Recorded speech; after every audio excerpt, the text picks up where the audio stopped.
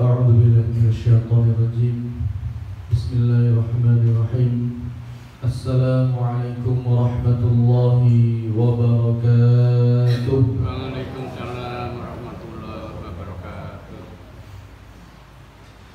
Alhamdulillahirabbil alamin wa bihi nasta'in wa ala umurud dunya waddin wassalatu wassalamu ala asyrafil anbiya'i wal mursalin wa ala alihi wa sahbihi ajma'in, amma ba'd.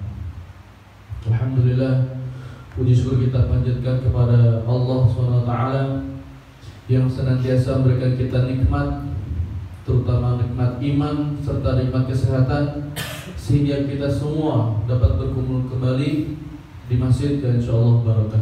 Amin amin ya rabbal alamin. Salawat serta salam senantiasa kita aturkan kepada Nabi kita, Nabi Muhammad sallallahu alaihi wasallam, yang kita nantikan syafaatnya di akhirat nanti, dan semoga kita semua termasuk golongan umat yang mendapatkan syafaat Nabi Muhammad sallallahu alaihi wasallam. Amin amin ya rabbal alamin. Baiklah, jazakumullah.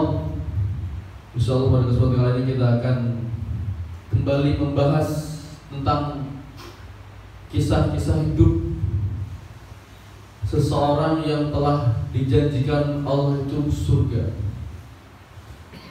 Kisah-kisah hidup para sahabat Nabi yang dimana kehidupannya semua yang mulia, yang dimana hadis-hadis Nabi itu dipraktekkan oleh para sahabat, orang yang paling dekat dengan Nabi. Kalau kita mau meniru kehidupan, kita contoh para sahabat, orang yang sudah pasti dijamin masuk surga, orang yang sudah pasti dijamin terhindar dari api neraka. Kalau kita pengen masuk surga, ya kita contoh para sahabat. Kita pengen terhindar dari neraka, ya kita contoh para sahabat. Karena mereka orang-orang yang sudah dikatakan oleh Allah radhiyallahu anhu. Allah pun ridho kepada mereka karena betapa besar perjuangan mereka dalam Islam, dalam mempertahankan Islam, sampai Allah pun ridho kepada mereka. Bahkan kalau kita pun wallahu alam hidup di zaman mereka, nggak tahu masih kuat atau enggak. Bagaimana mereka ketika masuk Islam, Bilal bin Rabah yang ketika masuk Islam disiksa habis-habisan, bahkan mau dibunuh, tapi tetap berpegang teguh kepada Allah. Bagaimana kalau kita di posisi Bilal, mau syahadat aja susah, disiksa dulu, mau dibunuh dulu, nggak tahu kita. Mungkin kita udah pasrah, udahlah mending ikutin aja daripada saya mati. Tapi enggak dengan para sahabat, mereka rela nyawa pun dikorbankan. Nah itulah kita teladani, kita contoh, kita tiru kehidupan para sahabat, dan semoga kita semua nantinya bisa berkumpul bersama para sahabat dan juga para nabi. Amin amin ya rabbal alamin. Baiklah, jazakumullah. Insyaallah pada kesempatan kali ini kita akan bahas seorang sahabat yang terkenal dengan julukan pedang Allah yang terhunus. Pedang Allah yang terhunus. Siapa yang tahu nama aslinya? Khalid bin Walid. Semua orang tahu, hampir semua Islam bahkan tahu bahwasanya Khalid bin Walid ini adalah salah satu komandan perangnya Rasulullah. Komandan perang, jenderalnya, pemimpin perang yang belum pernah terkalahkan sama sekali. Khalid ini bahkan sebelum dia Islam, jadi dia sebelumnya gak Islam, bahkan pernah berperang melawan Rasulullah. Sebelumnya ada kafir Quraisy. Dia itu pemimpin kafir Quraisy, salah satu panglima perangnya kafir Quraisy. Sebelumnya kafir, baru masuk Islam. Beda dengan sahabat yang pernah kita bahas sebelumnya. Yang sebelumnya Islam, sahabat, pendakwah, ahli Quran, ahli hadis, dipercaya Nabi, tapi malah akhirnya mendukung nabi palsu. Siapa yang masih ingat? Siapa namanya?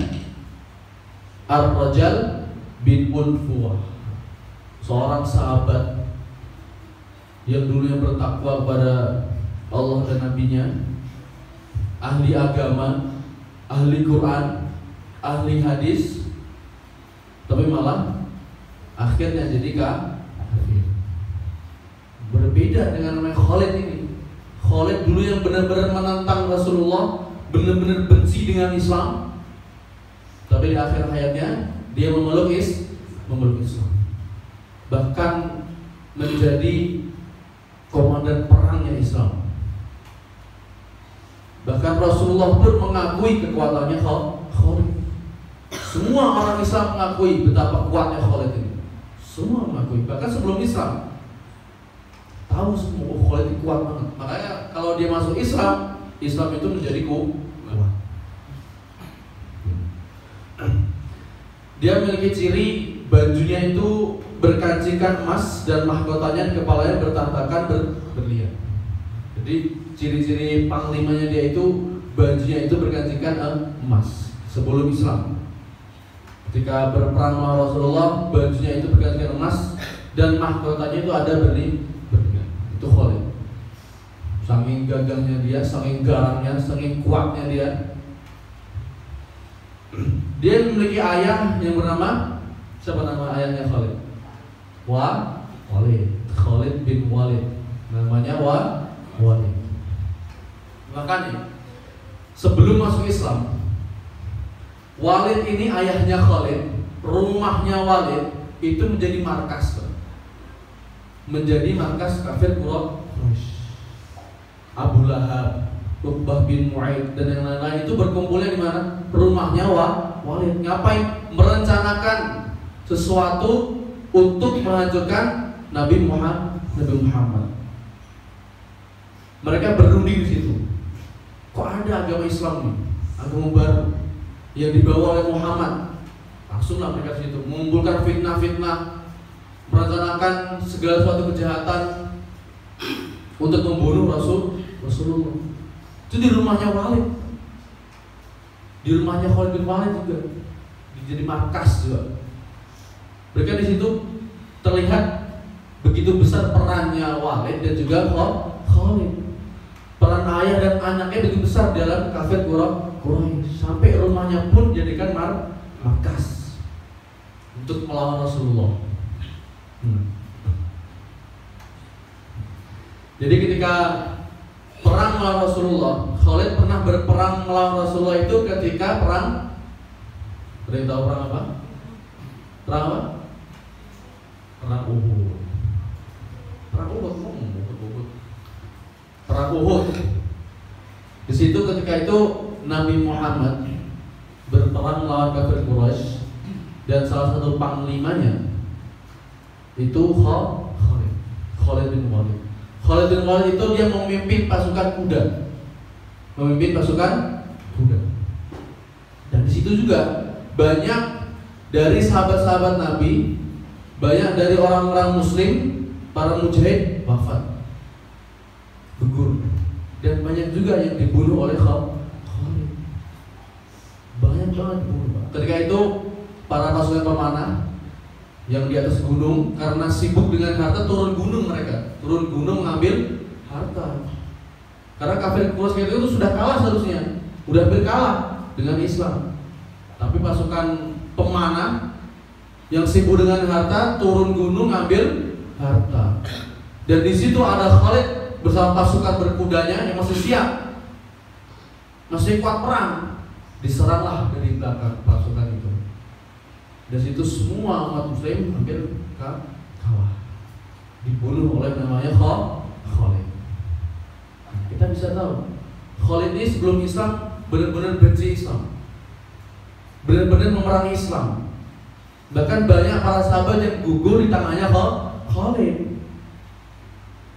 Tapi lagi-lagi tidak ada yang tahu dengan masa depan. Sebenarnya bahkan Khalid ini dia terkenal pintar. Semua orang mengakui bahwasanya kepintaran Khalid ini sangat cerdas, kuat, bijaksana. Bahkan Rasulullah pun mengakuinya. Masuknya Khalid dalam Islam itu dari saudaranya, namanya Al-Walid bin Walid. Dia punya saudara namanya Al-Walid bin Walid. Al-Walid ini masuk Islam duluan. Nah, lalu dia mengirim surat kepada namanya Khalid. Suratnya dikatakan bahwasanya, ya Khalid, kamu ini orang cerdas, pinter, bijaksana, kuat, masa nggak tahu Islam sih? Gituin sama namanya Al-Walid. Kamu ini orang pinter, cerdas, kuat, bijaksana, pemimpin yang gagah berani, tapi kok nggak tahu Islam? Aneh kamu ini. Cepat kamu masuk Islam, masuk ke agama yang benar. Rasulullah mengakui ketika itu dia bertemu dengan Al-Walid Rasulullah. Lalu bertanya, Al-Walid, mana Khalid? Lalu Al-Walid menjawab, semoga dia mendapatkan hidayah.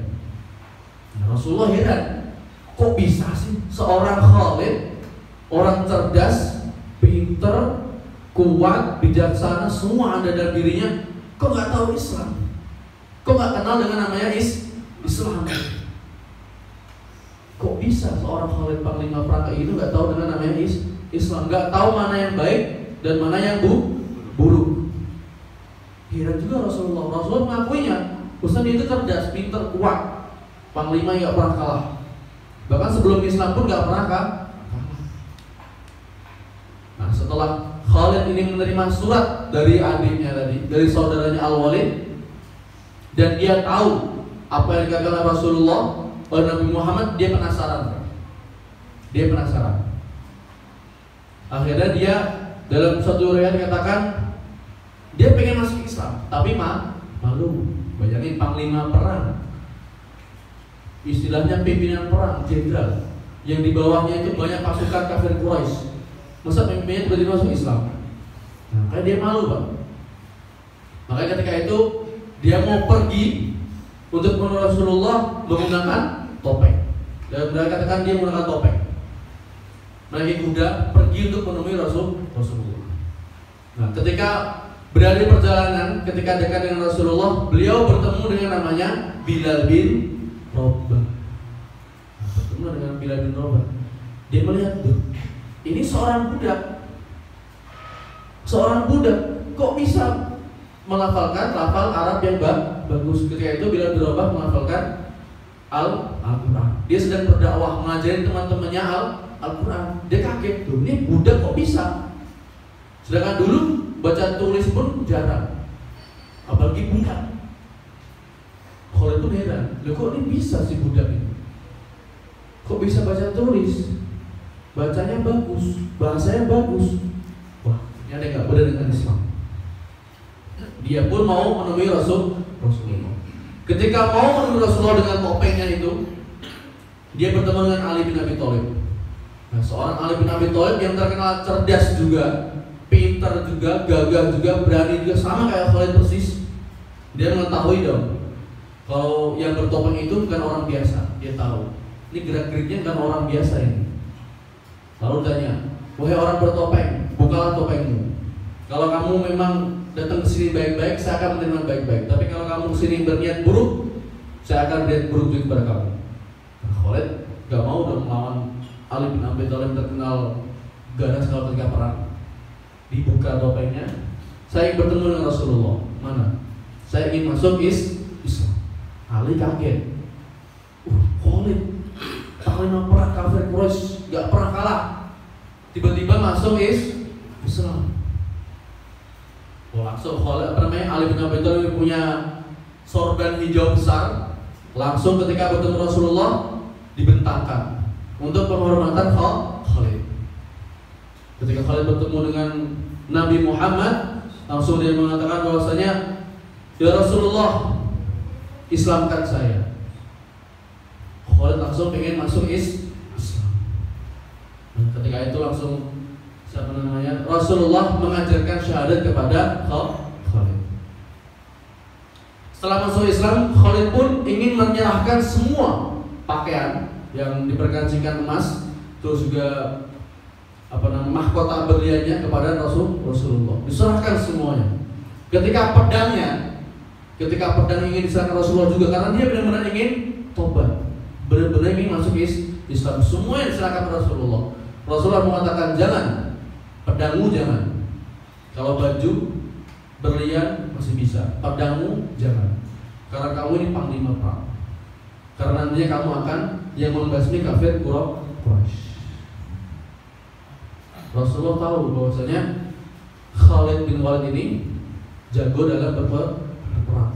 Maka pedangnya tidak diserahkan kepada Rasulullah.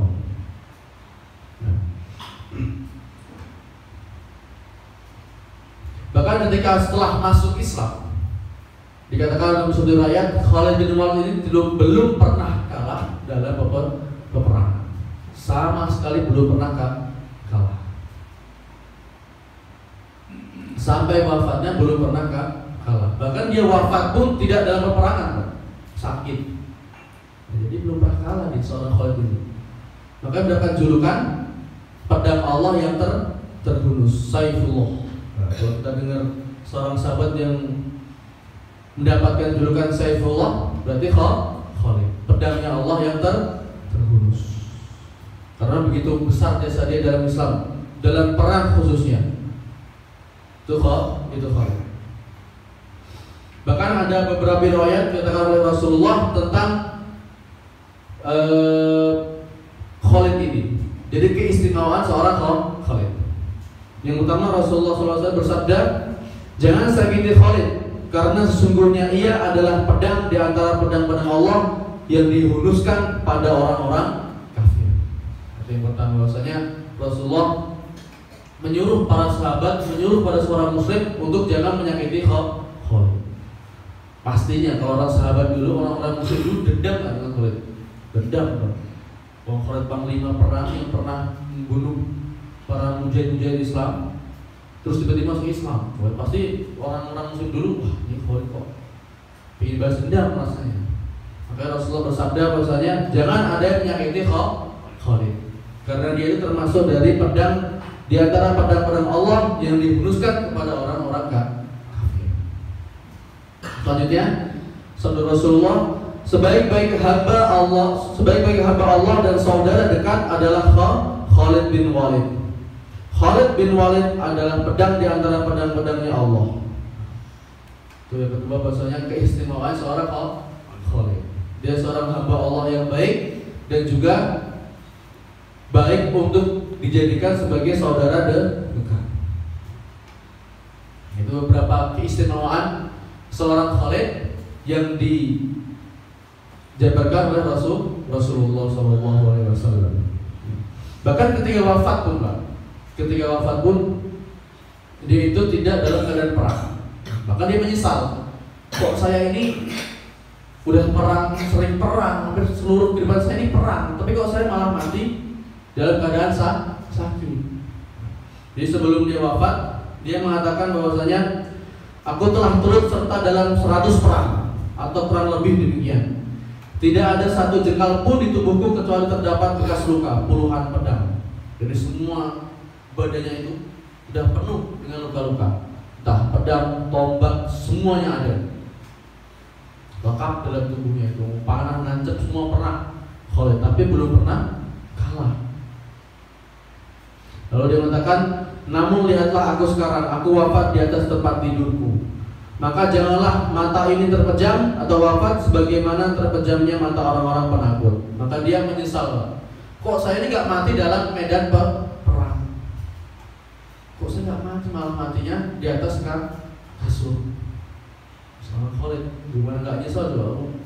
Panglima perang, tapi malah matinya di atas medan, di atas kasur. Dia menyesal. Lalu dia berwasiat, tidak ada suatu amalan yang paling aku harapkan daripada la ilaha illallah, dan aku terus menjaga kalimat tersebut, tidak berbuat syirik. Jadi amalan yang sering dilakukan oleh Khalid bin Walid ini adalah la ilaha illallah.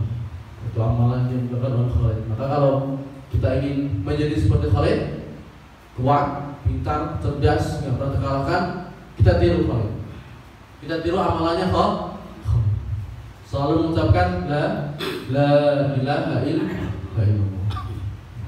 Dari beberapa kehidupan Khalid tadi, kita bisa ambil hikmah, kita bisa ambil poin-poinnya dari kehidupan Khalid. Yang pertama bahwasanya wala tayasu bir rauhillah. Janganlah kita berputus asa terhadap rahmat Allah. Mau sebesar apapun dosa kita, mau sebesar apapun kejahatan kita, mau sebanyak apapun dosa kita, maksiat kita, wala tayasu bir rauhillah. Janganlah kita berputus asa terhadap rahmat Allah. Kalau kita pikir-pikir Khalid ini juga dosanya begitu besar. Semua umat muslim yang muslim itu pernah dibunuh oleh Khalid. Waktu perang Uhud, berapa banyak orang coba dibunuh oleh Khalid. Tapi apakah Allah lalu mengatakan bahwa dia masuk neraka? Enggak. Asalkan dia mau tobat, Allah akan maafkan. Bahkan dalam satu hadis qudsi Rasulullah bersabda, ya bani Adam, innaka ma da'awtani wa rajautani ghafartu laka. Wahai anak Adam, kalau kamu meminta kepadaku dan bertobat kepadaku, beristighfar kepadaku, maka akan aku maafkan. Kalau kamu mau bertobat, mau beristighfar, aku maafkan. Dalam tulisannya ala maka nafika walau ubali. Apapun yang terjadi saya gak peduli. Kalau kamu berdosa, mau bertobat, istighfar kepadaku, apapun jadi saya maafkan. Lalu lanjutannya, ya bani Adam, lau balaghat dzunubuka 'anas sama, walaupun dosamu itu melambung tinggi sampai ke langit. Wahai anak Adam, walaupun dosamu sampai ke langit, itu penuh dosamu semua, maksiatmu semua, akan aku maafkan. Istaghfartani ghafartu laka. Kalau kamu beristighfar kepadaku, ghafartu laka, akan aku maafkan. Begitu besar rahmatnya Allah. Jadi mau dosa kita sebanyak apapun, ananas sama itu berarti sampai ke ujung langit. Mau dari bumi kita berpijak ini sampai ke langit, itu penuh dosa kita kalau dihitung. Kalau dikumpulin semua dosa kita penuh. Istaghfartani ghafartu laka, kata Allah. Kalau kamu beristighfar kepadaku, aku maafkan. Lanjutan hadisnya, ya bani Adam, innaka law ataitani bi turabil ardi khotoya. Kalau kamu datang kepadaku dengan dosa sepenuh bumi. Bumi ini gede banget. Kalau dosamu pun penuh dengan bumi ini, segitu besar dosamu. Tsumma laqitani la tusyriku bi syai'an la ataituka bi qurabiha maghfiratun. Kalau kamu datang kepadaku dengan tidak bersyirik kepadaku, dengan tidak syirik kepadaku, maka akan aku maafkan.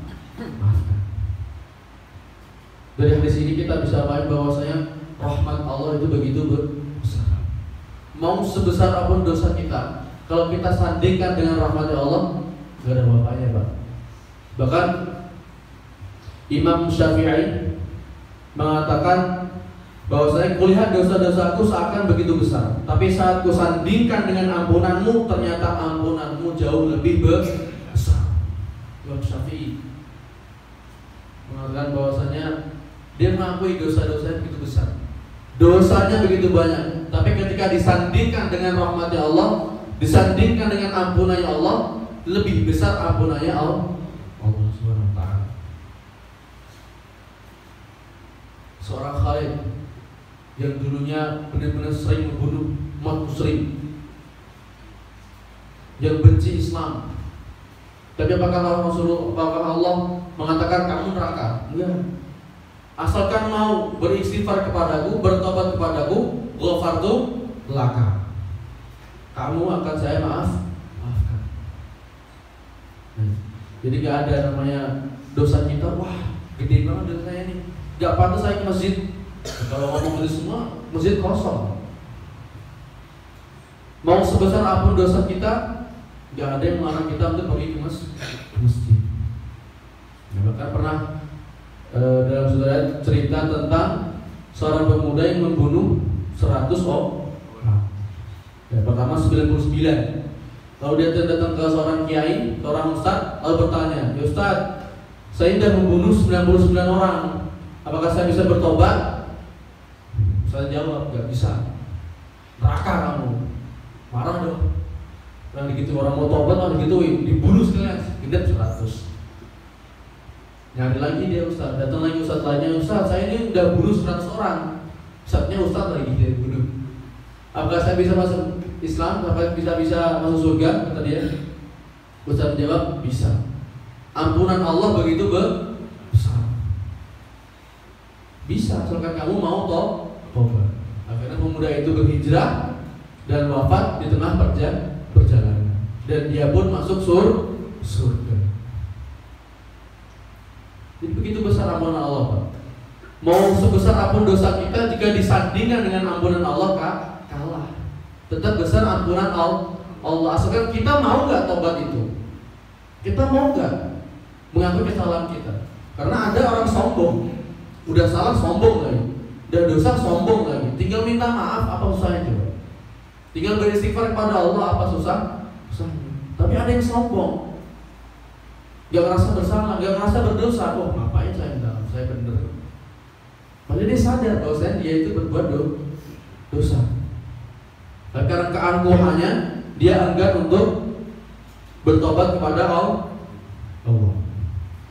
Poin yang kedua bisa kita ambil dari kisahnya Khalid ini, bahwasanya ada hadis Rasulullah mengatakan, "Yusbihul rajulu mu'minan wa yumsi kafiran."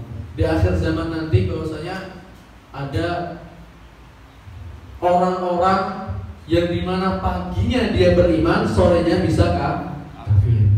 Dan juga sebaliknya, yumsi muslim mu'minan wa yusbihu kafiran. Sorenya dia beriman, paginya bisa kafir. Berbalik. Ini kan sama ceritanya dengan Ar-Rajal bin Unfuah, yang pertama dia Islam, tapi akhirnya dia kafir. Berbeda dengan Khalid yang dulunya dia kafir, tapi masuk Islam. Jadi kita nggak ada yang tahu, Pak. Nggak ada yang tahu dengan iman kita itu, nggak ada yang tahu. Belum tentu dengan kita sering ke masjid, kita sering dengan kajian, itu bisa menentukan apakah kita husnul khotimah atau su'ul khotimah. Maka kita selalu kata Rasulullah untuk selalu menjaga iman. Dan kita nanti bisa wafat dengan husnul khotimah. Amin. Yang ketiga dari Ibnu Qayyim, dosa itu perlu dibakar, entah itu dengan sakitnya rasa penyesalan di dunia ini ataukah dengan api neraka di akhirat kelak. Jadi Ibnu Qayyim al-Jauziyah mengatakan dosa itu perlu dibakar. Dosa itu perlu dihilangkan. Entah dengan cara penyesalan kita di dunia, dan kita mengakui dosa-dosa kita di dunia, ataupun nantinya di akhirat dibakar oleh api neraka. Gitu kita mau yang mana? Apa kita mau yang di dunia aja dengan rasa penyesalan, atau kita mau yang di neraka? Itu pilihan kita. Kalau kita mau bertobat kepada Allah sekarang, kita bertobat. Karena nggak ada kata telat dalam bertobat. Selama nafas kita belum sampai ke kerongkongan, Allah masih menerima taubat. Semua hamba diterima taubat oleh Allah Subhanahu wa ta'ala. Lalu dalam surah Az-Zumar ayat 63, "Qul ya ibadiyalladzi asrafu ala anfusihim la taqnatu min rahmatillah. Innallaha yaghfiru dzunuba jami'an. Innahu huwal ghafurur rahim." Wahai orang-orang yang melampaui batas, orang-orang yang dosa kebanyakan, orang-orang yang sering bermaksiat, orang-orang yang sering sombong, orang-orang yang sering melakukan perbuatan maksiat. La taqnatu min rahmatillah. Janganlah kalian itu berputus asa terhadap rahmat Allah. Innallaha yaghfiru dzunuba jami'an. Allah itu mengampuni semua dosa. Ini Ini ayat Quran, Pak. Langsung Allah mengatakan, la taqnatu min rahmatillah. Janganlah kalian berputus asa terhadap rahmat Allah. Mau sebesar apapun dosa kita, jangan berputus asa. Inna Allah yaghfiru dzunuba jami'an. Allah itu memaafkan semua dosa. Dalam surat At-Tahrim ayat 8, Allah SWT berfirman, Ya ayyuhalladzina amanu tubu ilallahi taubatan nasuha. Wahai orang-orang beriman, bertaubatlah kepada Allah dengan taubatan nasuha. Asa rabbukum ayyukaffira ankum sayyi'atikum. Mudah-mudahan Allah mau mengampuni dosa kamu. Wa yudkhilakum jannah, dan Allah akan memasukkanmu ke dalam surga. Itu anjuran kita untuk bertobat kepada Allah. Mau sebesar apapun dosa kita, tetap beristighfar kepada Allah. Asalkan kita mau tobat, Allah akan mengampuninya. Khalid buktinya. Kalau dibandingkan dosa kita, besar mana kayak kalau dulu? Umat muslim dibunuh semua ketika perang. Rasulullah dibenci, tapi apakah dia masuk neraka? Enggak. Bisa dia masuk surga asalkan dia mau tobat. Sama dengan kita. Asalkan kita mau tobat, kita masuk surga. Ikrimah. Nah, sebagai Ikrimah. Nanti kita akan bahas tentang Ikrimah. Ikrimah ini anaknya Abu Jahal. Abu Jahal orang yang terkenal kafir Quraisy. Punya anak namanya Ikrimah bin Abu Jahal. Ikrimah sama kelakuannya kayak bapaknya dulu. Nentang Islam, benci banget sama Islam. Tapi apakah dia masuk neraka? Nah, dia di akhirnya masuk Islam. La taqnatu min rahmatillah. Janganlah kita berputus asa terhadap rahmat Allah. Gak ada yang tahu kita nantinya. Yusbihu mu'minan wa yumsi kafir. Paginya mungkin beriman, tapi sorenya bisa kafir. Dan sebaliknya, mungkin dia paginya kafir, tapi sorenya bisa beriman.